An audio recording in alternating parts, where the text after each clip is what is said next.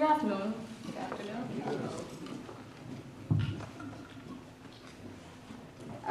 Welcome to the 30th Annual Fannie Lou Hamer Memorial Symposium Lecture Series. This time we are commemorating the 50 years of the Children's Crusade. In this session, we will be joined by community advocates and activists who will be sharing their stories of 21st century activism and advocacy. So I welcome you all once again. I'm very honored and delighted to be moderating this panel. I would, if I have a term for it, I would call it a panel of awesomeness. I am proud to say that I'm very familiar with the community work that Natalie, Chuck, and Jed are engaged in. I have worked with all of them in various capacities in close quarters, and I understand the fire, passion, and focus and purpose of some of the work that they do in the community. If I have to introduce them to a group of strangers who don't know much about them, I can't really use my own words because it takes time for me to compose something, so I'm gonna use a quote by Paulo Freire from the Pedagogy of the Oppressed to describe all three of them and the work they do. The more radical the person is, the more fully he or she enters into reality so that knowing it better, he or she can transform it. This individual, or these individuals in this case, are not afraid to confront, to listen, and to see the world unveiled. These persons are not afraid to meet the people or to enter into dialogue with them. These people, or these persons, do not consider themselves the proprietors of history or of himself or herself within history to fight. Oh, I'm sorry, I missed something. They do not consider themselves the proprietors of history or of all people or the liberators of the oppressed, but they commit themselves within history to fight at their side. With these words, I welcome Natalie Coyer, George Chuck Patterson, and Judd Oppenheim.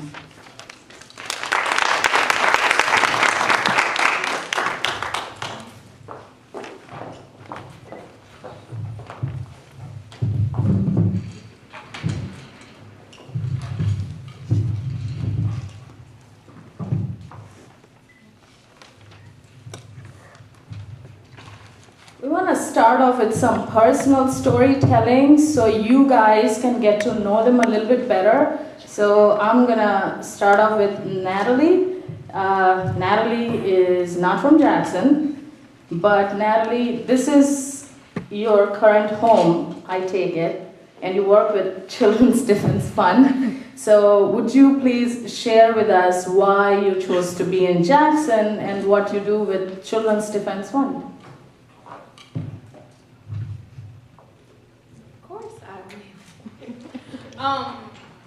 What's the question? Tell us about yourself and why you're here in Jackson. Oh, tell you about myself. That is one of the most awkward things ever on earth to do. I'm Natalie. I work at the Children's Defense Fund where I serve as the regional youth director. One of the things that kind of makes me uncomfortable when we do this kind of thing is a lot of times people talk about they, just kind of offer their title, but that doesn't necessarily mean that's the work they do.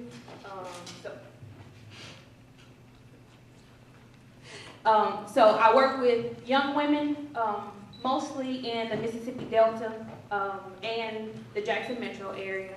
And I manage a program called the Unita Blackwell Young Women's Leadership Institute. And then I also work directly with another CDF national program called the Young Advocates Leadership Training Program. And it is one of my desires to see young people make fewer mistakes than I did. That's just kind of what drives everything that I do, no matter where I am. I have lived in Jackson, with the exception of about 3 years that I lived in Chicago. I've lived in Jackson since my time at Millsaps College, and I've also spent some time working as a journalist. Thank you. Chuck, could you share with us your story of Mobile to Tuvalu, please? Hey. My story from Mobile to Tuvalu. And I started a bit before, like the whole Mobile to Tuvalu drive. April of 1999, my mother died of lung cancer. A few months before that, she said, I got some people I want you to meet. This is your cousin and this is her husband. All right. So this is my second cousin, so it's my mom's first cousin. So I meet this lady who I probably have not seen since I was 5, 7, whatever. All right, so I'm a little dude, now I'm a bigger little dude, and I'm a senior in high school. I'm a captain of the soccer team, section leader of the drum section in the John L. LaFleur marching rattler band. I started DJing, and then my mom dies, and then she tells me she wants me to go to this place called Tuvalu. And I was like, what the hell is a Tuvalu? And when I got there, I was like, this is absolutely awesome. You mean they're gonna let me do all of this stuff, and they're gonna pay me to go to school, and I can just have fun and just read books and talk to people? It turned out to be a little bit more than that, because I took on a couple of majors, and then they have these rites of passages at HBCUs. You got different issues that you get into. You got crazy girlfriends, and then at this point, I have this really I pledged. I was a part of the SGA, and they had me wearing these suits, and I wanted to just walk around in basketball shorts, and then look at me now, I got on a tie on Thursday in the afternoon. Like, my how times change. So, yeah, and it's pretty nice. My dad really likes it, Jack. He tried to take it from me. So, my life goes on, and then I find myself hanging out with people like this that are way smarter than me, and I just work hard.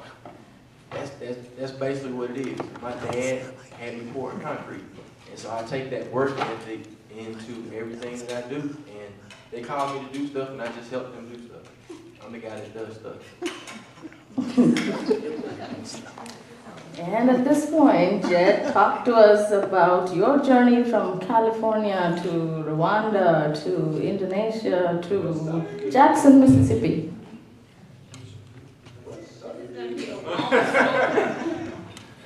To keep it short and narrow, I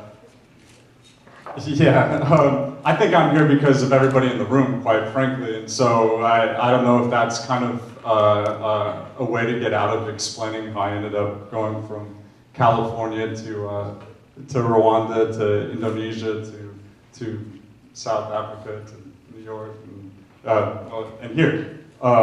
So I think I'm actually just going to skip over all of that, and I'll kind of tell you why I'm here, but I'm not very good at using my own words. I was just kind of joking. It's always much easier to use somebody else's words as to why we're in a certain place at a certain time. We might look at biblical verses, or we might look at our textbooks, or Paulo Freire, or whoever it might be. And so I was sitting in the office earlier today with my colleague and thinking, oh, I gotta go sit on a panel, which is weird because I'd rather just go do stuff than sit on a panel.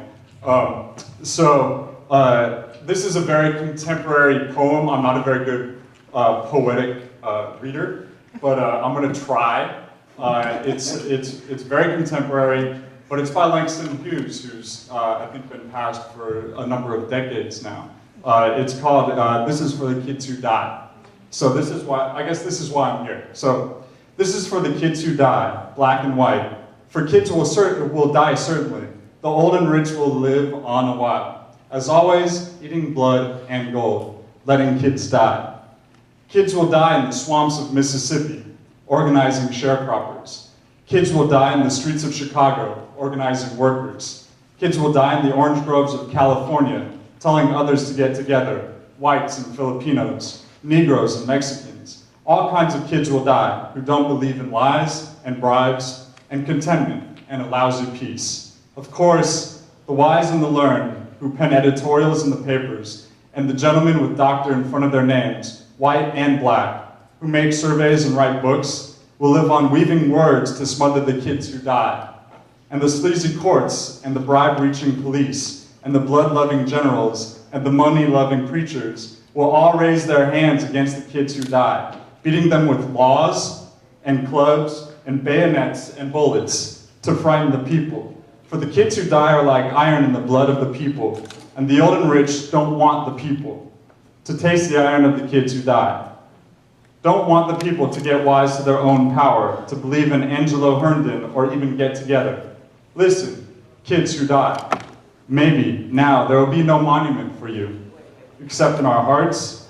Maybe your bodies will be lost in a swamp, or a prison grave, or the potter's field, or the rivers where you've drowned like but the day will come. You assure yourselves that it is coming, when the marching feet of the masses will raise for you a living monument of love and joy and laughter, and black hands and white hands clasped as one, and a song that reaches the sky, the song of the life triumphant through the kids who die. So I think that's the best way to.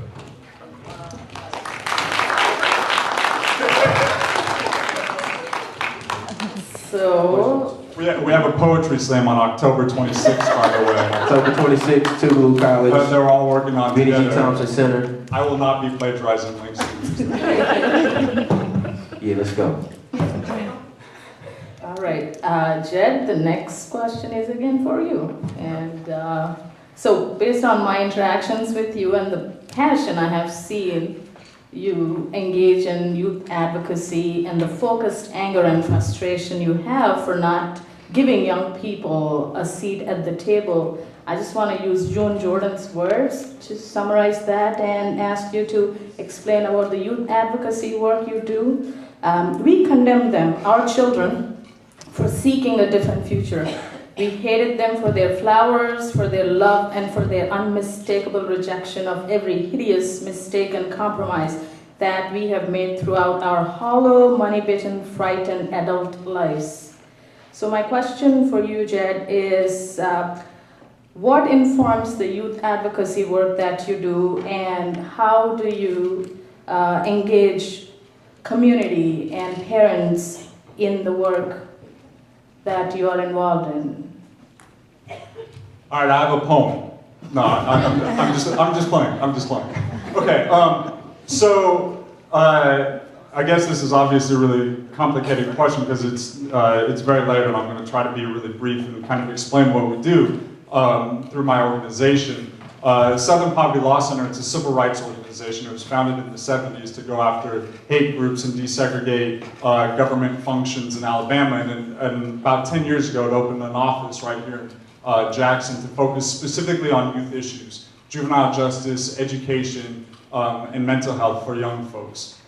So a lot of what my work entails is spending a lot of time inside of juvenile detention centers, inside the jails and prisons where many of our youth have to spend time for whatever reason.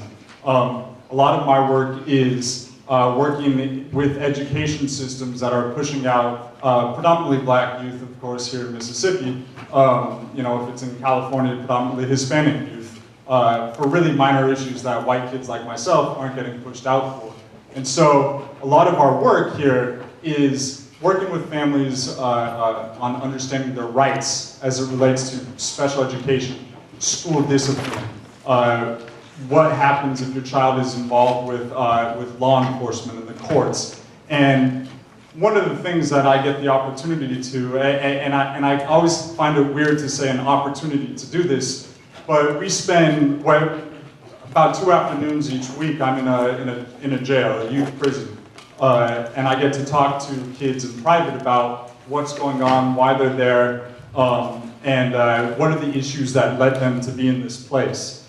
And while it's really depressing, it also allows that moment to kind of be able to take the snippets that allow, when I go back into the community, whether it's in Jackson, whether it's in Mississippi, or any other place that I'm lucky enough to go to in this country or this world, and be able to say, well, actually, when you're talking about these kids, oh, they're all bad kids. These kids, they're all committing crimes and doing all this horrible stuff. Well, actually, you know, this young man right here, I'll give you a perfect example. In fact, I won't even bother with a story that's just made up. So on Monday, one of the young women who I've been working with for a long time was charged with capital murder. And she's the perfect example of exactly where systems break down. She was a student who had very special needs that were not being dealt with, whether they were at home, the community, or the schools, which were responsible to address these issues. She was pushed out. She had to fight away. She'd probably been abused in multiple different ways that are frankly unimaginable. And so she got to this point where she was in a situation where she allegedly had to kill somebody. And she was not yet 18, and is now probably facing close to life in prison, right? And so somebody sees that in the newspaper, and I obviously do not condone the murder of anybody whatsoever, mass crime, whatever it is, right? But if somebody looks at the paper and sees, you know, here's the picture, I came up earlier, here's a picture of, you know, a young black female or a young black male, and all it says is, you know, little Jed, you know, is being charged with capital murder for, you know, killing, you know, little Natalie or whatever it is. There's no context to that. We don't understand what's going on. We don't understand everything that led to that point, right? We don't understand any of the people involved, what's going on to get to that particular situation at that point. And so a lot of my responsibility, a lot of what I do is, I kind of call it myth busting. So if I'm in conversations and I get an opportunity to be both around young people and around decision makers, I'm gonna wrap up because I'm talking too much. I get a lot of opportunities to be both around policymakers, decision makers, elected officials, but at the same time I'm also talking to young people inside of facilities, inside of schools, about what's going on in the community, right? And so a lot of it's about busting these myths and being able to say, well, actually that's not true. And in fact, not only is it not true, the evidence doesn't even back you up, right? We talk about how high crime is and how we need the prisons to fill the beds and all these kind of things. And yeah, there's some use for facilities as such, right? But, you know, if you look at issues of crime, if you look at issues of the kids who are getting disciplined in schools, they're not getting disciplined for things that we think of people should be getting disciplined for. They're getting disciplined in ways like, you know, talking back to their teacher, right?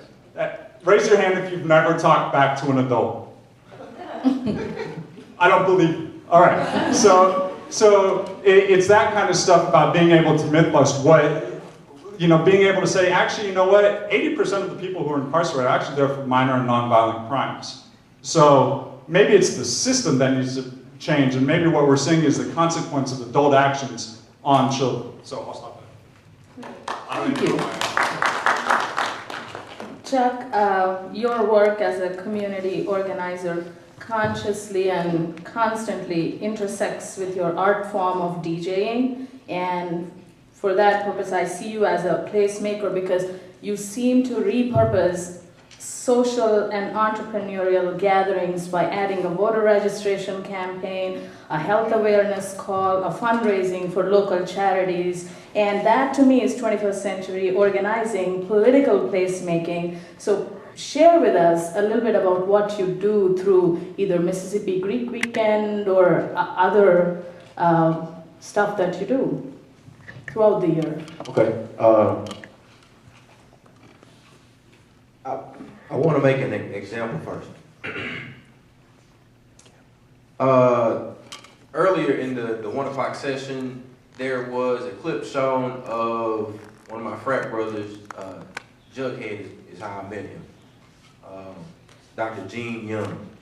And Jughead, I met him as a young Q-Dog in gold boots with a Tulu Q shirt on.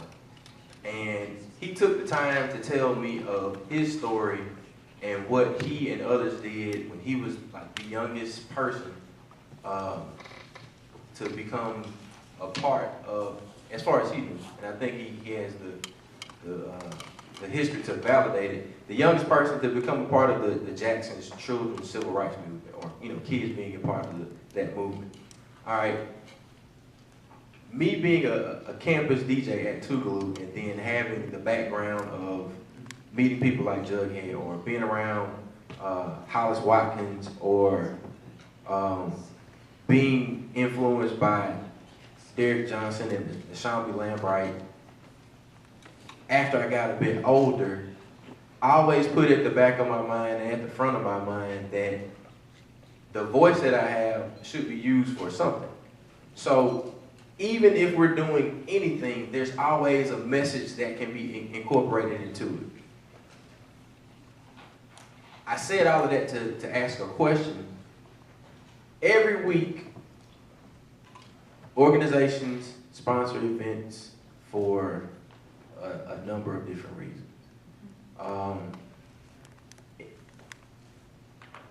Most times, they don't have anything associated with the event other than free before 11. Most times when me and my friends try to get together to do an event, there's some message that we have attached to it. Now, you're gonna have a good time. I mean, if you can have a good time even if you don't try to have a good time. You can come to the party, and if a DJ plays the right song, it's gonna make you feel some type of way. And by me saying that right now lets me know that I connected with you all. And then if I connect with you, I tell you my story, and I know something that you listen to on the regular that lets you know that I'm just a regular dude, but let me tell you about this. Like I might listen to the same song that you listen to. So I think what we have to do more of as just people, and this whole organizers thing, and being a community activist, we're just people that are supposed to do things. Like, and if you're passionate about something, that's the thing that you're supposed to do. You're not supposed to quit until you have accomplished it. So like in this nonprofit world and this, community organizing world, if we really worked our ass off to the point where we worked ourselves out of a job, then that's when we've actually completed a project. I have not completed any projects yet, right? So if I could ask you to ask your DJs and your party promoters to do some other stuff, your fraternities and sororities, ask them, well, what is this Freaky Friday money that I'm paying going to go towards? Like, what type of programming are you doing on campus that is building awareness around sickle cell anemia and disease? Or what type of programming are you doing around raising awareness around kids that are being pushed out of Jackson public school systems every day? Or what about these people that drive from Hattiesburg all the way to Canton, Mississippi, who want a union, and then they can't even organize a union because you riding around in a Nissan car bumping Rich Homie Quan, and you ain't said nothing to Nissan about the people who are making the cars that are being mistreated at work. So everything that we do, when we walk around campus, when we have these sidewalk conversations, when we have hot spots, when we have What's Up Wednesday, when we do all of this stuff, we need to incorporate some type of message. And we don't need to bash the bearer of the news when they change the tone of the event to something that raises awareness. We can't celebrate all the time. We can celebrate sometime, but we can't celebrate all the time. You ain't got that much to celebrate. You ain't even graduated yet. I mean, just being honest. So that's why all of the events that we try to plan, they have purpose. We're just not doing something. I can sit back at the house and do something, like just drink a beer. But if I'm asking people to come somewhere, I need to have a purpose, a specific ask for them when they get there. Yes, you're having a good time, but I need you to know about this, and I need you to be at this next event.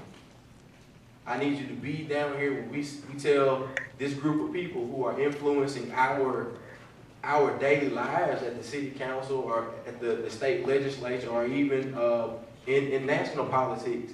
When we say we're going to do something, we need to have all of the support that we can. And I haven't seen anybody that can get people together like college students can get people together.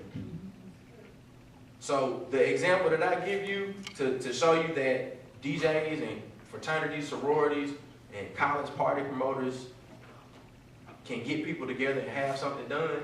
In the Mighty Times Children's March movie, it's a documentary, and Jed gave it to me, and we show it to our kids that we mentor into. There was a DJ by the name of Shelly, the Playboy Stewart. The Playboy used code over the airwaves to tell the kids what time they were supposed to jump out the window at school. Now, name the last time a DJ told you to do anything other than come to the party. I'll wait. So the next time one of them dudes on campus that's always passing you a flyer and you tired of them passing you a flyer, take that flyer and ask them about what they're doing to help the community, about what they're doing to help students not be pushed out of Jackson Public School. You want me to pay you $5? All right, I'll pay you $5. Come with me to this next event. Then I'll see what you want to do, and then where your money really lies. You just want me to give you $5. Say that. And I'll go about my business. I ain't got to fool with you no more. And I'm just like, Jay, I'm shut up now.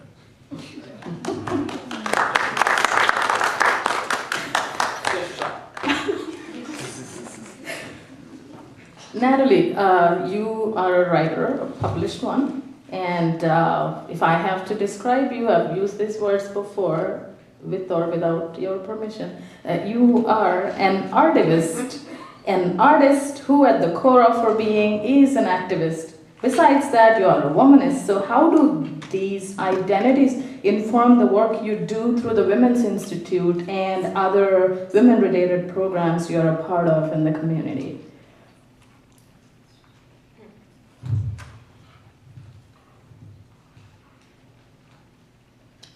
I am mostly, and Noelle knows this, I am mostly uncomfortable with being called an artist. I am also uncomfortable with being called an activist because the true definition of an activist is that it is a person or a group of people who change either society or policy. And I have done neither. It is my intention, however, in my interactions, especially with young women, to help them dream bigger dreams than the households from whence they come have told them that they can.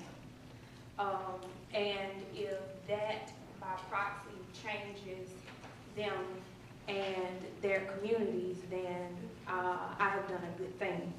I don't know that I would be comfortable even then being called an activist, but I do know that I would be comfortable saying that I did what I thought was right.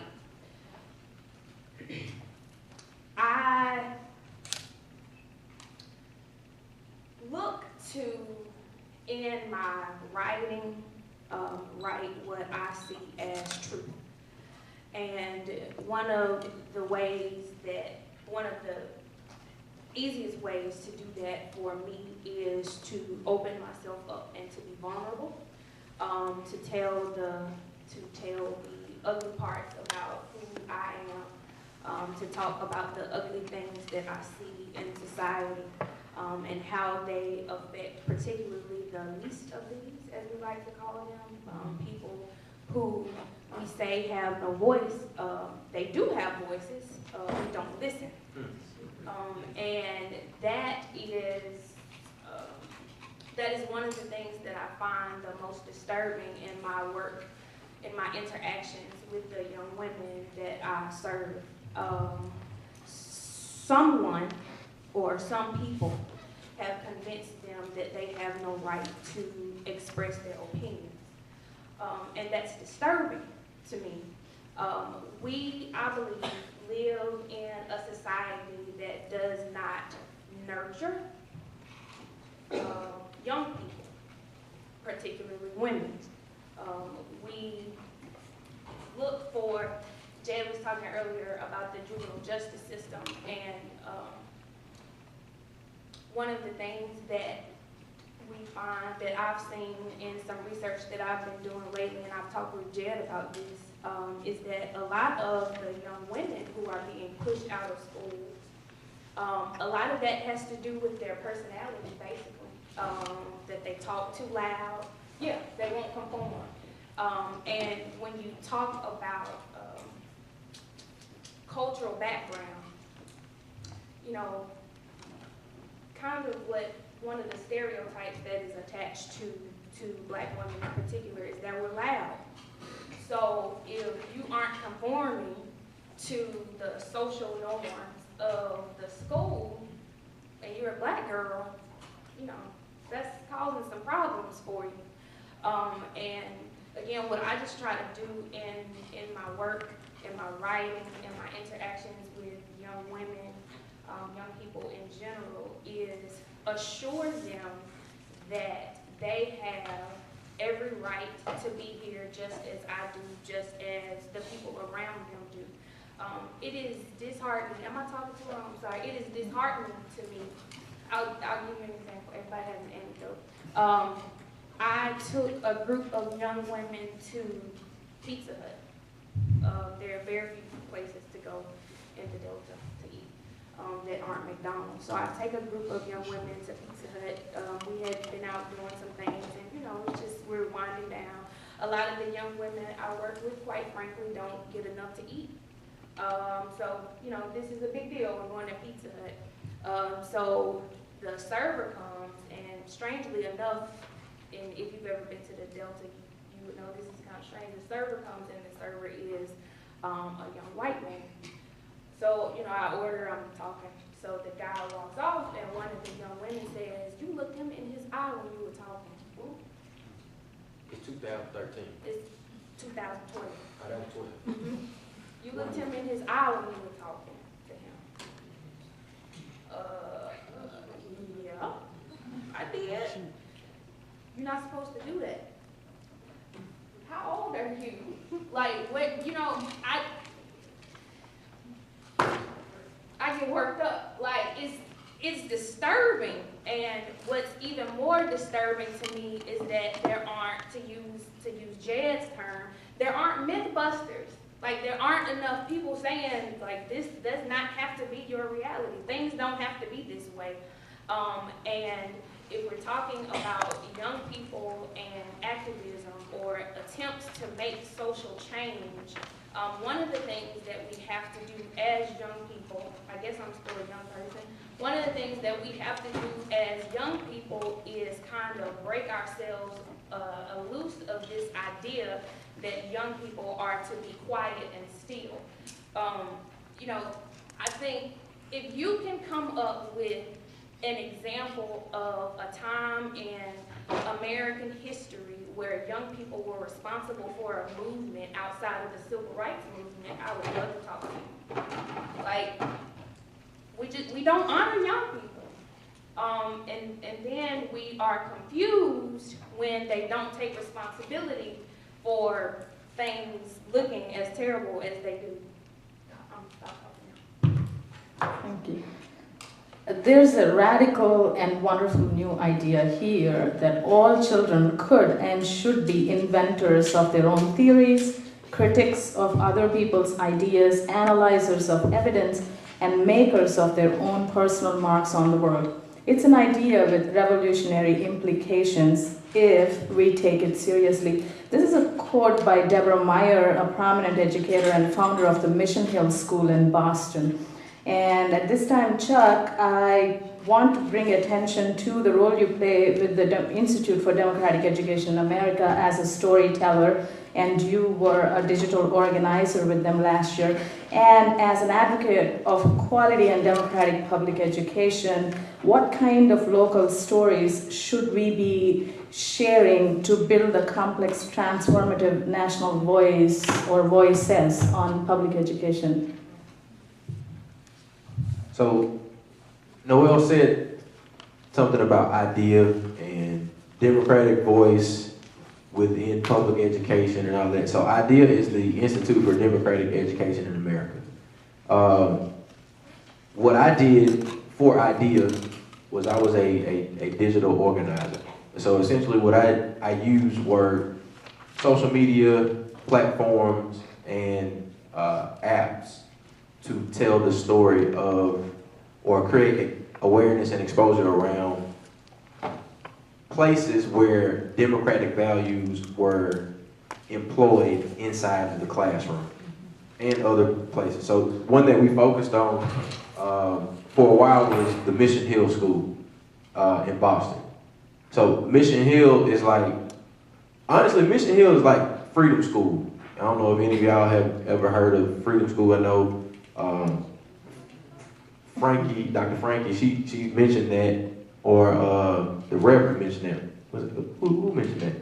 The Reverend mentioned that. But now, the Children's Defense Fund has taken like the archetype of the Freedom School and made it relevant for today. So, with this idea of where everybody's voice is equal in the classroom, meaning that education is something that you pull out of a student and not bring to a student, that's the story that we were charged as digital storytellers to tell and to find now as a storyteller. So instances of democratic education, I saw it at Tougaloo, I saw it at Jackson State, I saw it at Adiyambo, I saw it at New Jerusalem School, I saw it in living rooms, I saw it on street corners. Now, all of those places where, you know, everybody's input was valued, the type of education may have led them to the situation where they might meet Jed as an advocate, or they may meet me at a recruitment day for Tougaloo, or they may have met you when you were volunteering at Blackburn Middle School. So I saw democratic placemaking inside of education settings everywhere. But the deal is, I can't say most, but a lot of them, or some of them, were situations where that feedback that they were giving the then teacher was sort of artificial. Meaning that, yeah, I'm listening to you right now, but I'm listening to your words so I can try to direct you down this other path so I can use you for personal gain. So in the telling of the Mission Hill story, where everybody's committed to valuing the voice of the student and everybody's committed to making sure that the parent is as engaged as the student and also as the instructor or the teacher, but everybody's democratic education or democratic placemaking inside of a classroom or an educational setting is a circle, meaning that everybody's kind of sitting there at the same time and everybody's voice is equal. One person may be older than the other, but it's one of those situations where out of the mouths of babes is the mantra that they live by.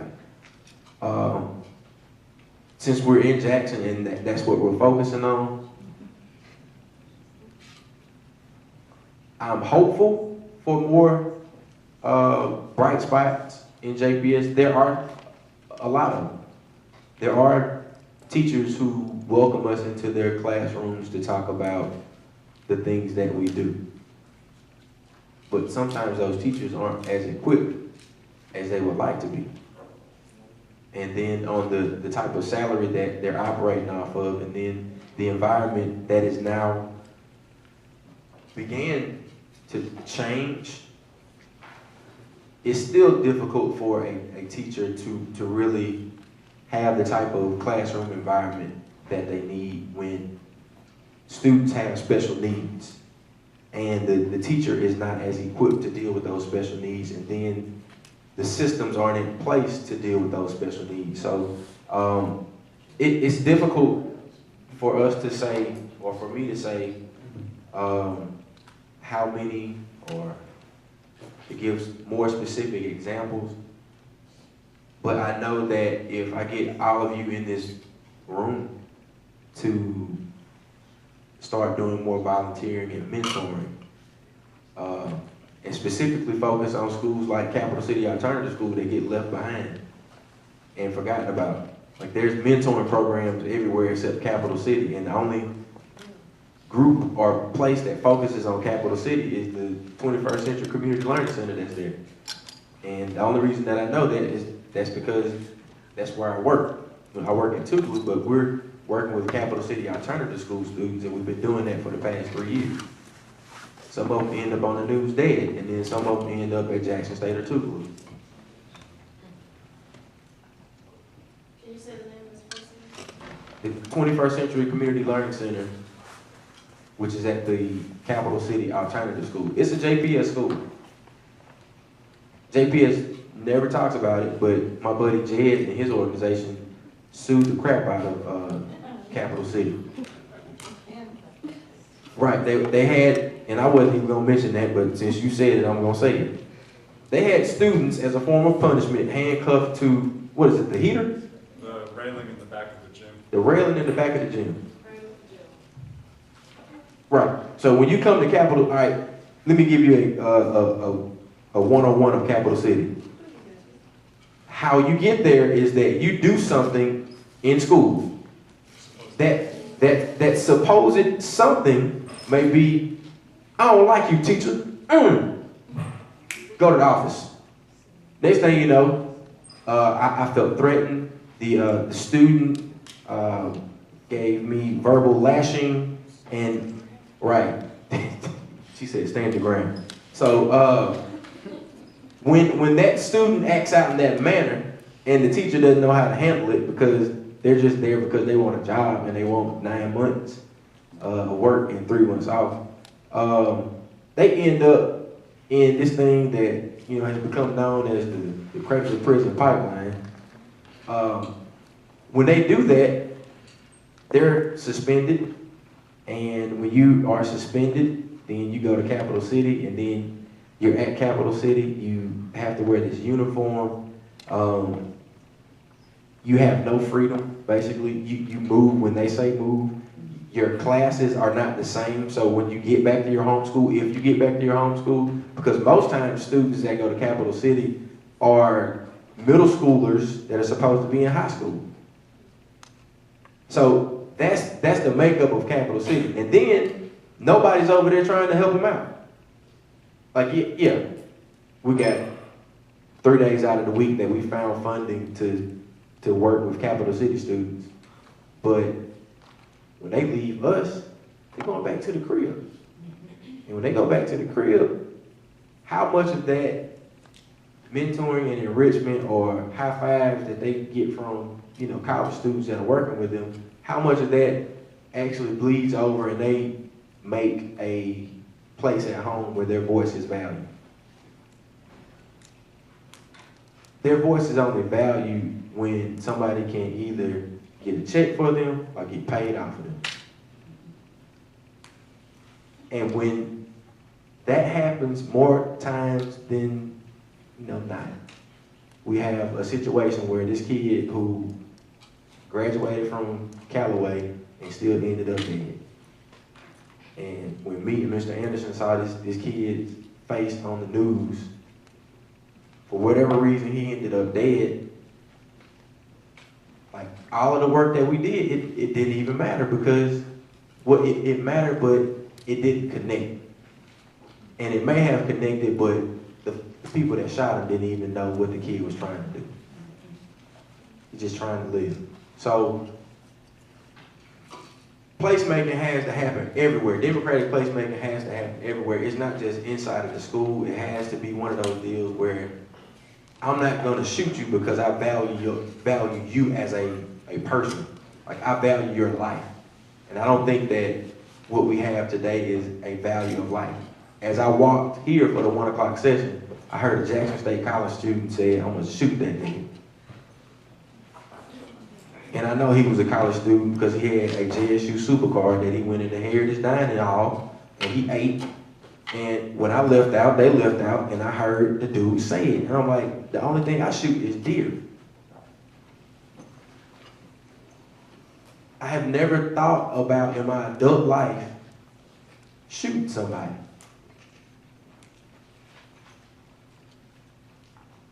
But I think a lot of the music that we listen to begins to change our hearts, our souls, and we think that gunplay is just another way of life, or it's a part of life. And I think that's one of the things that we need to focus on.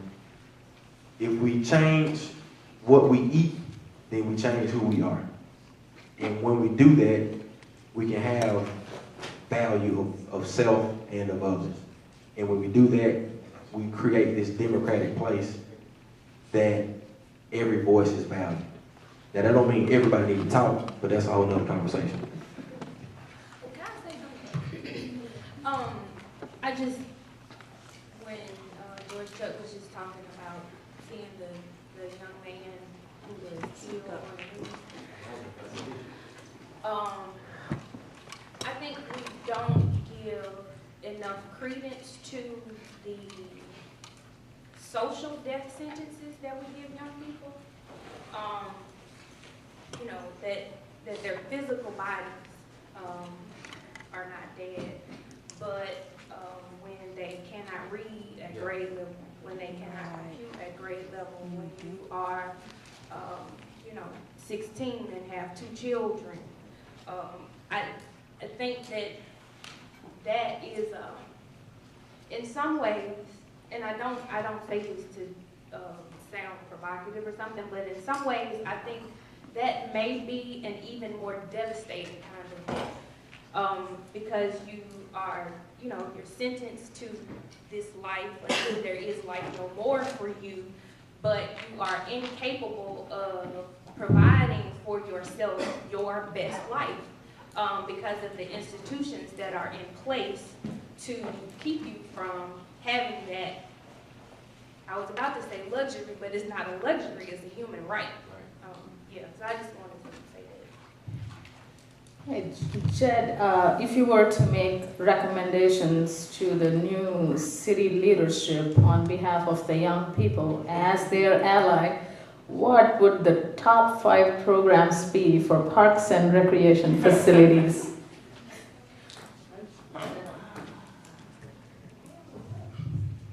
That's unfair because it's technically already published, I guess. But actually, all the recommendations were based on talking to young people and talking to peers. Anyways, but my first thing would probably be to kind of stand out of the way and maybe bring some of the youth that I work for to kind of speak in my stead, hopefully. When that doesn't work, because the decision makers might not listen, of course they don't really listen to us kind of advocates who are always, you know, standing around with our fist pumping and, you know, doing what, you know, Rims and Judy do and myself do all the time. But the 5 recommendations, the things that came out of the conversations that we were having with students around how to use parks and recs that weren't just about athletics, because I think we often think about these spaces as very male-centric, athletic space to go out and, you know, exert whatever kind of testosterone we have. And so I kind of wanted to be able to focus, sorry. I wanted to be able to like get to like the core of how can we actually use these spaces to fill a lot of the gaps that we talk about a lot in Jackson in terms of whether it's social services, whether it's about democratic spaces. You know, one of the things that Mayor Lumumba talks a lot about is, you know, it should be a city of the people, for the people, and by the people. And so hopefully part of that envisioning, and I haven't answered the question whatsoever yet, is to be able to get to the point of being able to use these spaces how the people want to use them. And so youth were talking about, there was a group of young women who were talking about, well, maybe we could use the facilities to do like female mentoring. We talk a lot about mentoring young men in the community in a lot of the conversations we have. But how do we also do that for young women? Do what Natalie does, but using the facilities that we have. Well, of course, that's also going to lead to, well, we need to make the facilities safe, right? We need to think about things like having, more lighting at the parks and better hours. What's the use of having a Parks and Recs department that's open from 8 a.m. to 5 p.m. instead of like 1 p.m. to 10 p.m. In terms of how we are able to kind of fill those gaps. We're talking about youth crime, and that comes up a lot. Youth crime doesn't happen during the school hours, and it doesn't happen at nighttime. It doesn't happen after dinner. Youth crime happens, if it happens in groups, and most of the time it happens in groups, and it happens in the after-school unstructured time. And so part of using Parks and Recs would be able to build some of that structure into the afternoon, because one of the things that our city does lack, and that's both resources, it's a lot of different resources, resources, politics, our own unwillingness. We could sit up here and talk a lot. Any of y'all could be up here saying the same things we're saying. We could sit up here and talk a lot, but it's, how often are we actually putting our feet to the pavement and actually doing what we say? And I'm definitely at fault as much as anybody else. So how do we use the spaces for, say, suspensions, right? We have a lot of kids who are getting suspended for school, and so one of the things about suspensions, which is so ironic, is it's usually actually just reinforcing that negative behavior. And so one of the things that we could be using Parks and Recs that came out of these conversations is using it as a place to have structured activity. Using the knowledge that's in the community. We often forget or deny or just kind of, as Natalie was talking about, keep people silent, when we got all kinds of skills that people could do. Whatever street we're on, I'm sure you could find somebody who could fix a car, or somebody who could teach reading, or somebody who could do any other kind of mentoring project, or knows like basic health care if somebody gets hurt, or whatever it is, probably on almost every street in this city. And so how do we kind of use these facilities as almost like a democratic space, right? Have something going on that's open to the public, that, if my thing happens to be, man, I'm a great conversationalist, which I'm not, but maybe that's my thing. Well, maybe I start doing a thing from 3 to 4 every afternoon, working with young folks on interview skills, right? Maybe that's what I do. Maybe I wear my tie that I frankly usually go to Chuck for style information anyways, but maybe I invite Chuck over to say, hey, can you work with the young folks that I'm working with on like proper dress when you go into an interview, where not to get a tattoo, not on your neck, your face, or your, below your elbows, whatever it is, right? Just like whatever skill I might be able to have and hopefully be able to share. Those were a lot of the things that came out of the conversation. Another really good one that came out, and I'll stop there because this is the last one, is using the space as business incubators. We talk a lot about, and this was definitely not my idea because I don't have any kind of a business sense. I rarely work within structure very well. But having a business incubator where people who want to be entrepreneurs, young people who have business, is there anybody in here, who's in like the School of Business or getting like some kind of business accounting kind of degree, right? So imagine a place where it's not just you who's there, but there might be other folks who are young entrepreneurs who are having all these ideas. You don't have to pay very much rent for space, if any rent at all. And you're able to be there both creating your business, but you're also bouncing ideas off of whoever seems to be around you. And that's the way you kind of create new businesses that could really help boost, eventually, our tax base in the city, which could then, of course, help our schools. I'll stop. All right. James Baldwin, Natalie, in The Fire Next Time, your favorite author, says, you were born where you were born and faced the future that you faced because you were Black and for no other reason. The limits of your ambition were thus expected to be set forever. You were born into a society which spelled out with brutal clarity and in as many ways as possible that you were a worthless human being. You were not expected to aspire to excellence. You were expected to make peace with mediocrity. Natalie, knowing a little of you, I know you do not believe in mediocrity. So how do you engage, empower, and critically enunciate the concept of realizing full human potential as a sister, mentor, and advocate through YALT, the Youth Advocacy Leadership Training that CDF does?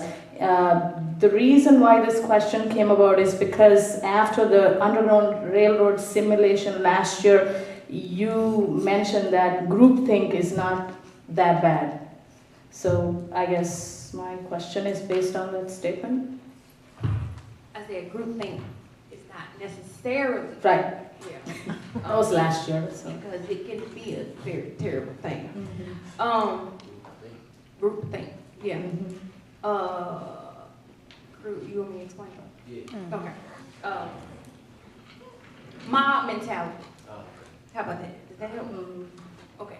Now, what's your question? Uh, I'm sorry. You don't have to read the quote again. no, not reading the quote, but how do you inform the work you do with YALT based on your understanding of mediocrity? That is an intense question. That's And you have 30 seconds, sorry. me.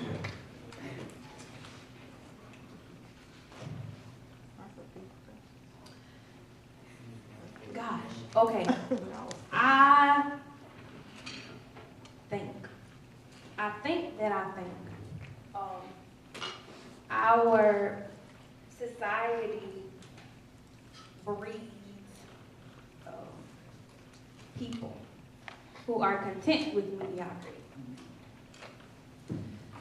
And the issue with mediocrity is that it is our human right to live abundant lives. Like, it's just a part of, just by virtue of the fact that we are here on this earth, we are entitled to live abundant lives, I believe. And mediocrity,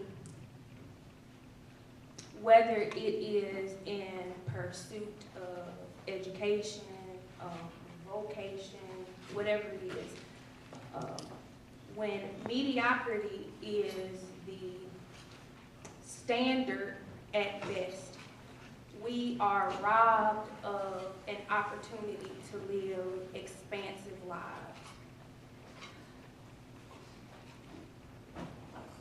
Where groupthink is concerned, I think that is that's a part of groupthink, that the standard, societal standard is that it's okay to be just okay. And I think that message is ubiquitous.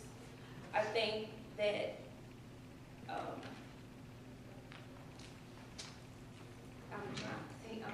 trying to do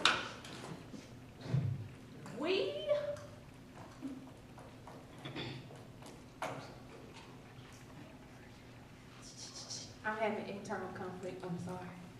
I don't want to lose my job.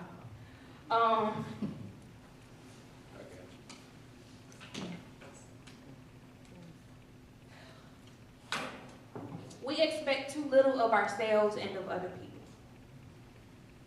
And the danger in that is that we eventually see a society that crumbles and that does not rise up to meet and to help those around us. That's the danger. And I think that we are living in such times where the basic fiber of who we are as a people, and I don't mean black people, I mean just people in general, a human race, is anemic. It is anemic. And when we aren't looking to be our best selves, if that is at our jobs, at play, as parents, as sisters, as whatever it is, whoever aren't looking to be our best selves, then we have very little to offer other people. Is this answering your question? I'm trying real hard, but yeah. And I've been struggling a lot with this lately, especially working with the young women that I work with. I'll give you an example as to why, and I hope it doesn't come back to bite me. But so I work with a young woman who is the oldest of 14 children. And we have some NBC producers kind of swarming around lately as they're looking to produce a show with Brian Williams about the Poor People's Campaign and the producer asks this young woman, after she's talked about sort of this intellectual poverty that she is suffering. Those are my words, not hers. She is miseducated, undereducated. So they're talking about all these things. So the producer says, at the end of the day, what is the thing that you are most concerned about? The thing that bothers you the most, keeps you up at night? And she says that I'm hungry. Right? Her mother does not work, and this is not a session to bash her mother. Her mother does not work. The father of some of the children is in and out of jail. He's a drug dealer. You have 14 children and no education. There's not a whole lot you can do to provide for a family with 16 people in it. So he's in and out of jail. He sells drugs. She doesn't eat a lot. And some of the people who were around me when this happened, their main concern was, can we blur her face out and alter her voice, because otherwise people will know that we're not doing enough for her. Oh, wow. Oh. So you ain't working yourself out of your job, That's not the goal. Yeah. That should be the goal. That is not the goal. And so, that mind frame is mediocrity at best. At best, that's mediocrity. Yeah, so that's why I have such a hard problem, a difficult time answering that question.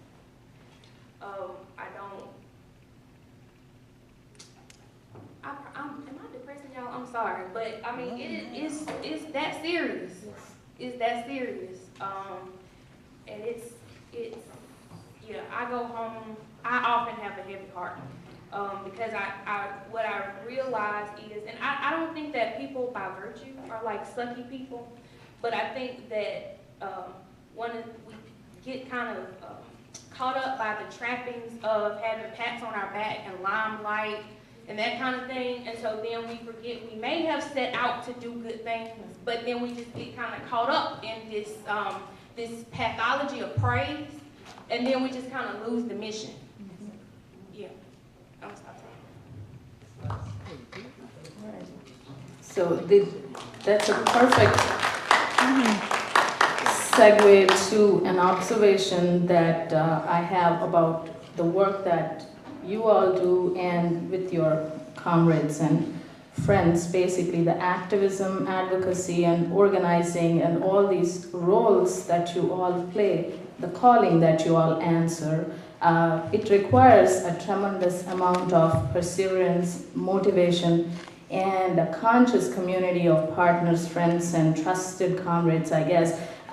So how do you seriously engage in any art forms or hobbies or whatever to continue to remain human, sane, and humble, and yet continue the work that you do?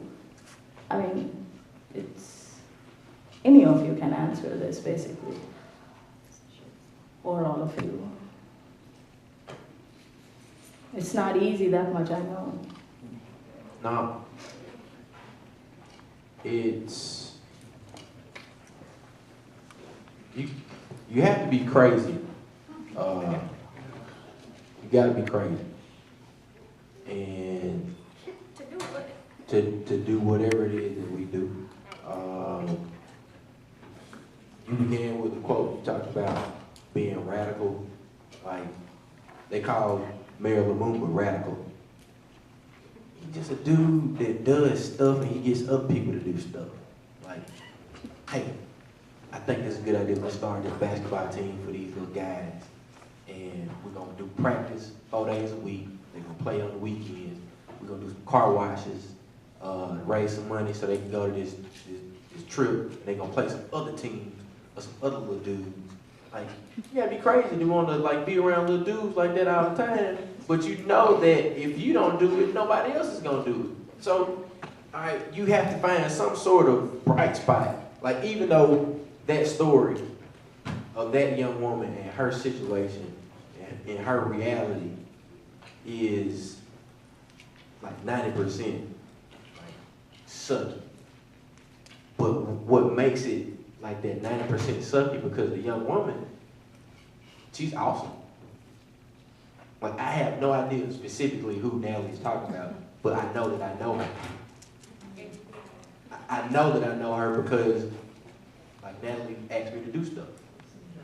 What makes that situation 90% sucky is because of the people who are supposed to be doing the work.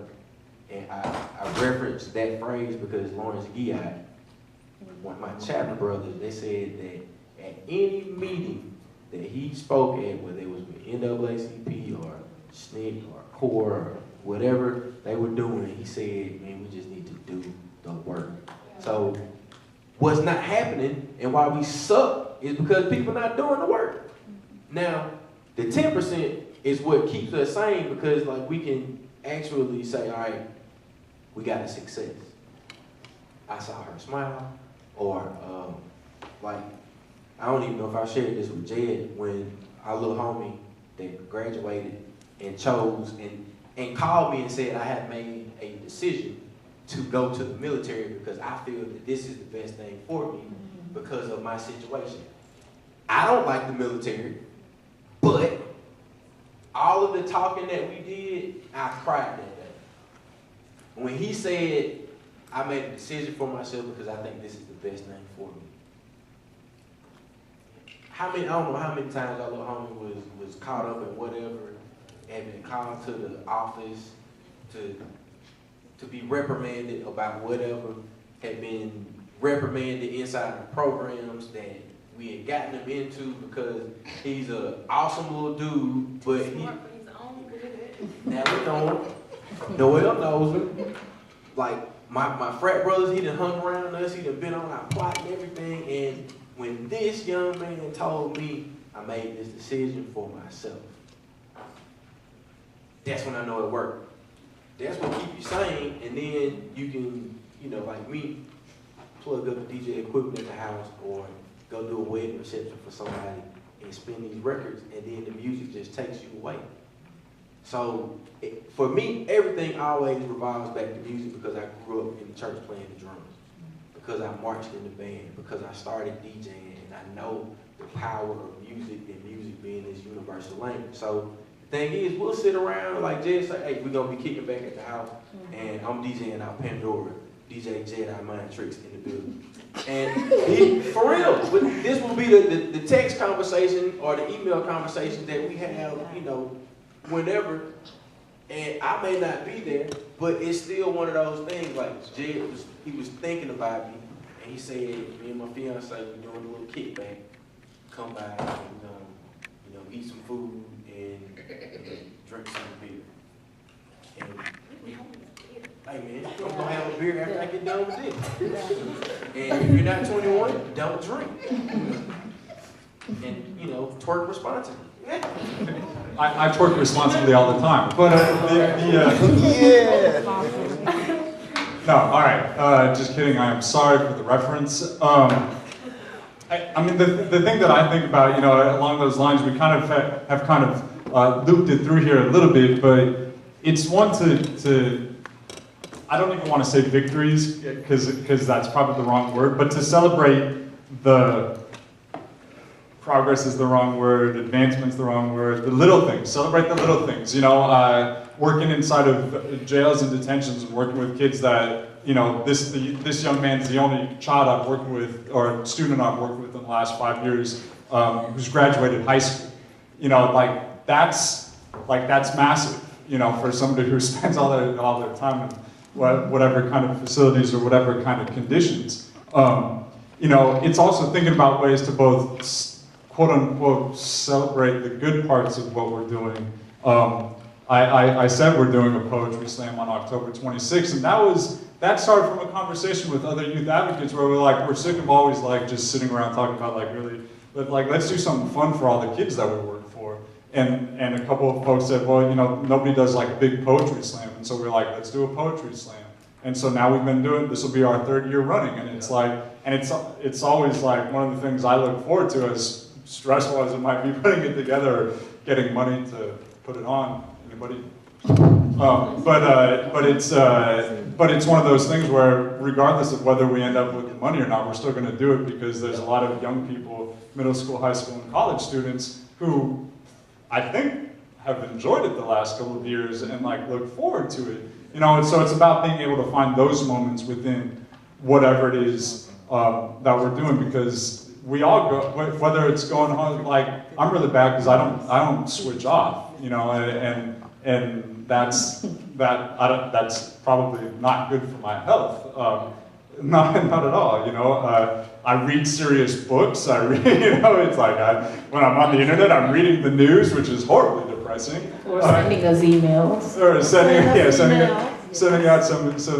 sending some angry letter to my representative who decided that he wasn't going to fund our government because he doesn't want to provide health care that could save my fiance's life or the life of, you know, so many people in our community right here. You know, like, so I think it's sometimes, you know, we both do the work we do, but I think in general, us and our peers, we also socialize together too, and I think that creates kind of like you know, in different kind of ways, whether it's DJ George Chuck, you know, spinning, or Jed coming up with somebody else's poem, and okay, I've never actually done that before until today, but still, like, we figure it out, you know? I don't know if that really addressed that. I actually have to go catch an airplane, so. Oh, yeah, okay. This is for all of us here. After this, you can attack them and, you know, ask questions or hug them, or, you know. Our strategy should be not only to confront empire, but to lay siege to it, to deprive it of oxygen, to shame it, to mock it with our art, our music, our literature, our stubbornness, our joy, our brilliance, our sheer restlessness, and our ability to tell our own stories. Stories that are different from the ones we've been brainwashed to believe. The corporate revolution will collapse if we refuse to buy what they are selling, their ideas, their version of history, their wars, their weapons, their notion of inevitability. Remember this? We be many and they be few. They need us more than we need them. Another world is not only possible, she is on her way. On a quiet day, I can hear her breathing. This is War Talk by Arundhati Roy, my Shiro.